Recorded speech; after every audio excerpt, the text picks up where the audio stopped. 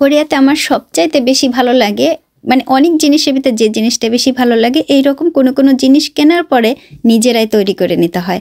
আমি প্রায় সময় কোনো জিনিস যখন কিনি, তারপরে যখন আমার হাজব্যান্ড এগুলো তৈরি করে দেয়, সাহায্য করে, আমার কি ভালো লাগে, মনে হয় যেন আমি নিজেই কোনো কিছু একটা তৈরি করতেছি।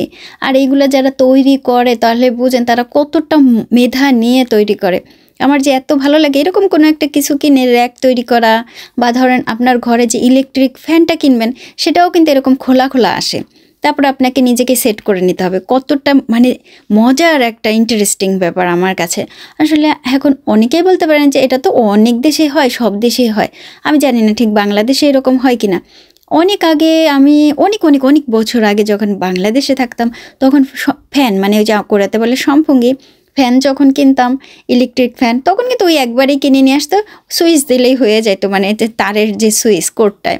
তা কিন্তু এখানে একেবারে খোলা খোলা আসে, নিজেদেরকে একেবারে সেটিংটা করে নিতে হয়। অনেক ধরনের ইলেকট্রিক ফ্যান আছে, আবার সেটিং করাও থাকে অনেক। যে র্যাকটা দেখতেছেন, এই র্যাকটা অনেক পছন্দ করে কিনেছি। আমাদের ঘরের ওই যে দেখেন সোফার সামনে কিছু কাপড় চোপড় আছে, যে কাপড় চোপড়গুলো আমার সবসময় এইরকম আমি এই জায়গায় ওই জায়গায় ফেলায় রাখি। তা আমি চিন্তা করছি একটা র্যাক কিনেই নিই। এই র্যাকটার দাম পড়েছিল প্রায় 2000 টাকার মতো, কিন্তু খুবই সুন্দর একটা র্যাক এবং খুব সহজেই তৈরি করা যায়।